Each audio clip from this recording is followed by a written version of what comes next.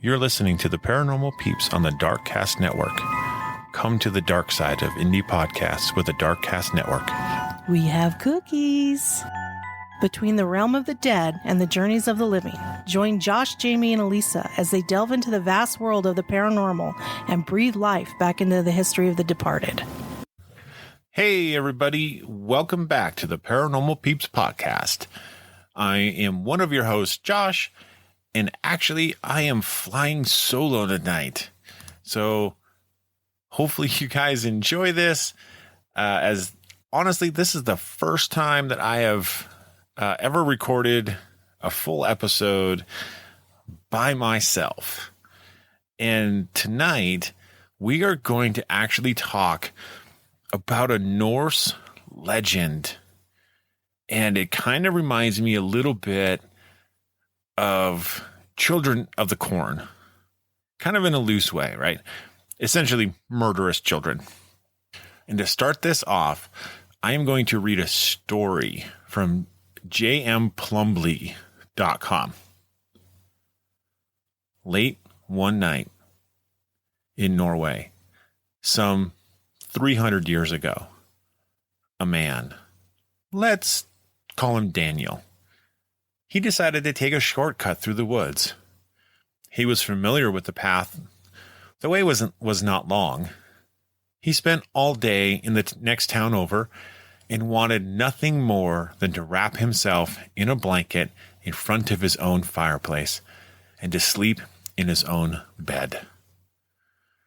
The trees stood quietly as Daniel made his way down the path, finding the soft noises of the night to be peaceful, almost soothing.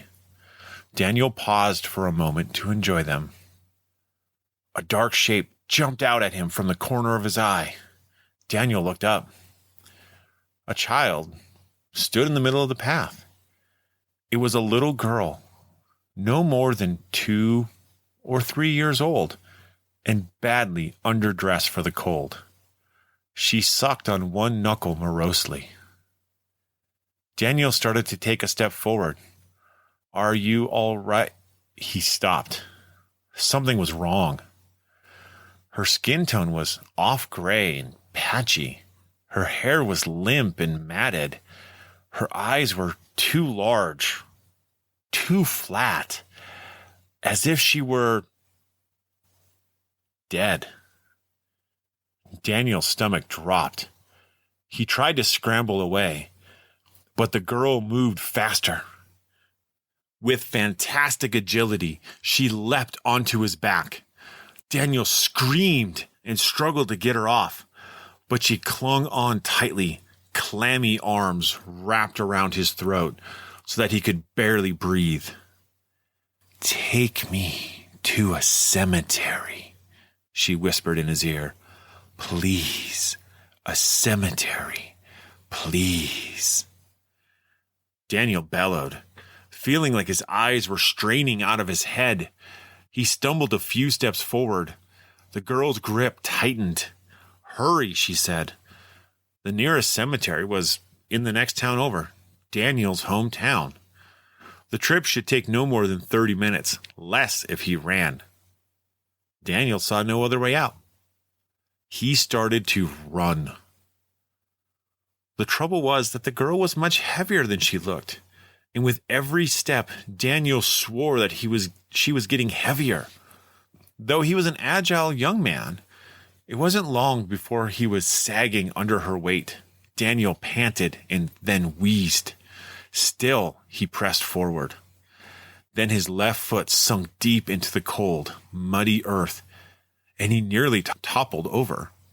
The girl's weight was literally driving him into the ground. Heart ricocheting off his ribcage, Daniel pulled his foot out and lumbered forward. If he stopped, he was worried that the ground might swallow him up entirely. The trees were getting thinner now. He could see patches of the field by the church in the pre-dawn light. The church and its cemetery were right at the edge of town. He could make it. He had to. But now, every step sunk him deeper into the earth. Daniel cursed as he struggled to pull free his feet, then his ankles, then up to his knees. They came out of the trees into the field. A lone bird began to sing as the sky slowly brightened. Headstones loomed up ahead. They were so close. The girl's arms tightened around his throat. She weighed as much as another man, a horse. Daniel's ankle twisted, and the incredible weight on his back made something snap. Daniel screamed, black dots crowding his view of the headstones in the grass. "Hurry," the girl whispered. "Hold on," Daniel sobbed. "Please, I just need a minute." Light shined over the curve of the hill, the first rays of the sun. "Too late," the girl said. She gripped the sides of Daniel's head and twisted. Daniel heard a pop, and then the sun went out. Terrifying story. Honestly, something that you could see people telling around campfires, and telling, as we all sit around and tell ghost stories. That's the way I envision the story being told. And these types of stories have been passed down for centuries because they're just creepy and freaky. But like all types of ghost stories have an origin, right? And obviously, like a lot of Norse mythology and folklore, right? There are lots of creatures and monsters that lurk in the woods, ready to lure people in and take advantage of them. And I think in some cases, a lot of these stories were created as, kind of warnings about, like going into the woods at night. Obviously, there are apex predators hiding in the woods. So it's probably not the safest for people to go into the woods at night, especially, before the advent of firearms. I mean, you're talking about, you're going in with a dagger or maybe nothing at all. And, obviously you're going to be bait or lunch for some other creature that's living in there, right? So these creatures, they're called Myling, and they are ghost children. Now, these children are often born of non-matrimonial relations between a man and a woman that result in an unwanted pregnancy. Now, we could say this is unfair, since a woman would be an outcast in society from the Middle Ages up until the 20th century if she had a child outside of marriage. Many women had no choice but to end their babies' lives as soon as they entered the world. Now, this was a terrible sacrifice for the woman, surely something that they did not want to do.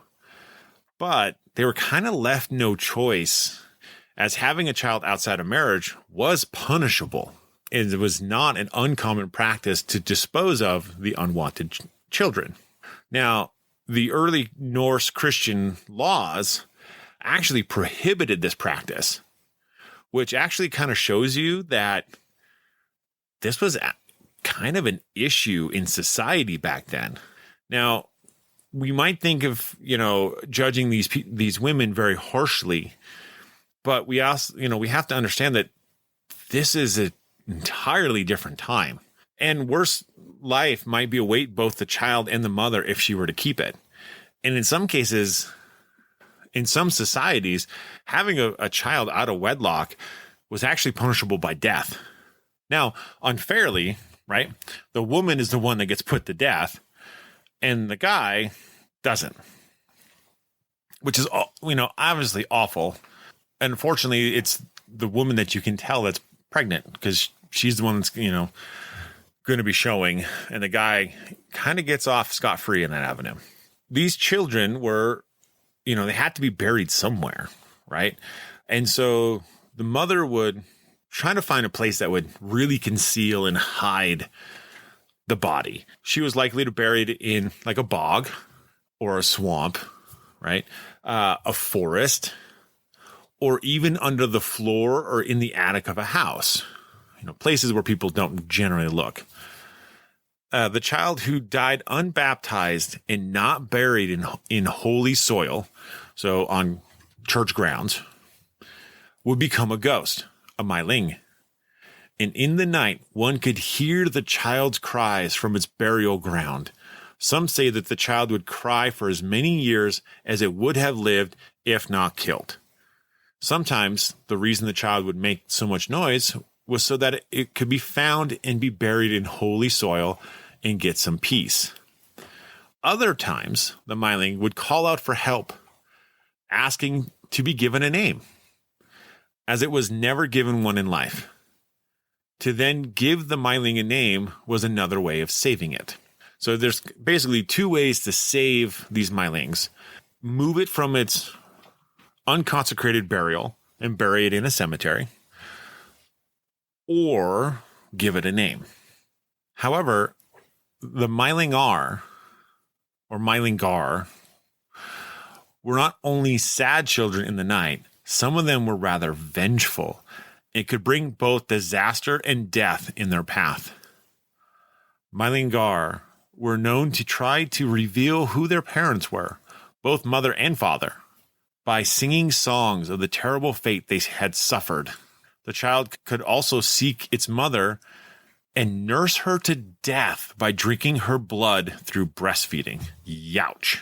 A Myling could also suddenly appear on its mother's wedding day.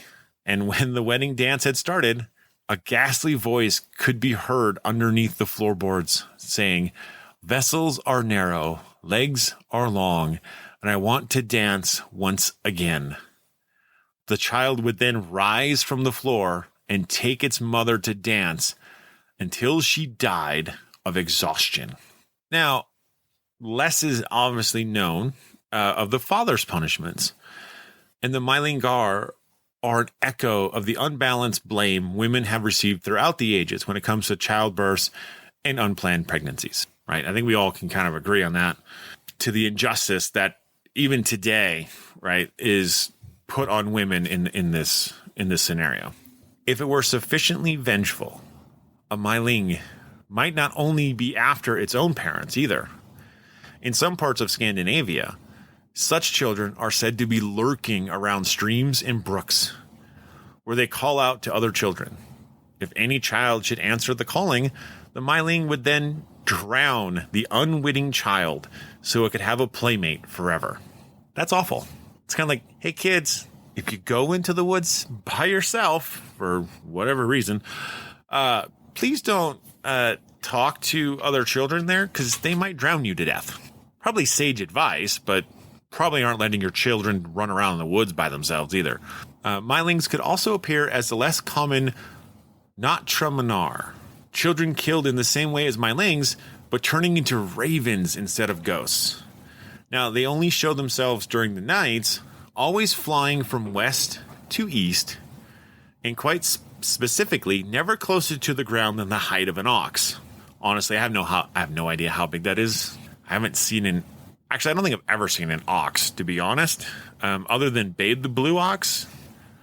But let's face it, that's also another folklore. And so, yeah, I have no idea how low to the ground that actually is. On its flight, it would utter creaking sounds as if from an old wagon wheel. So it'd be like, eek, eek. Yeah, that's terrifying in itself. So when you hear a child cry in the woods at night, or by your outhouse, or underneath the floor planks of your house, make sure to have a name close in mind, and beware of streams and brooks after nightfall. Wow, that is absolutely terrifying. Absolutely terrifying. It kind of reminds me of one of those memes where it's like, always nice to hear the giggles of a child, unless you live alone. Kind of the same process, right? It's like, if you're out in the woods walking and then you hear a child laugh or giggle or start singing or crying, it's probably going to terrify you, especially when you think you're supposed to be alone. Yeah, I mean, some of the Scandinavian countries and the European countries have some amazing ghost stories and legends. And the reason why I picked this one, just so everybody knows, is I'm actually part Norwegian. My family immigrated from a small little island in Norway. And so it's nice to like experience and to look up some of your ancestral ghost stories. And so I started looking into some of the Norse mythology in those pieces. And of course, you know, you get Odin and Loki, you know, and Ragnarok, which most everyone's pretty familiar with, especially because of Marvel movies. So that kind of helps put that light out there. Something I didn't want to do. I wanted to find something truly kind of ghostly and scary.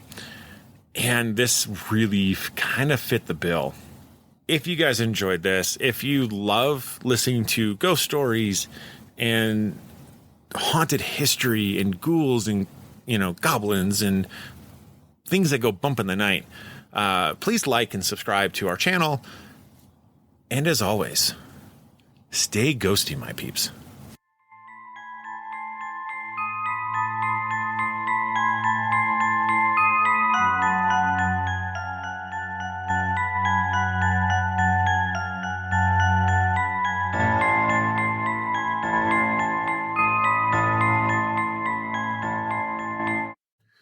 Thank you for listening to the Paranormal Peeps podcast. You can find us on social media at Twitter at CPR Paranormal, on Facebook at Paranormal Peeps Podcast and Cold Spot Paranormal Research. And you can find us on Instagram at coldspot_paranormal_research.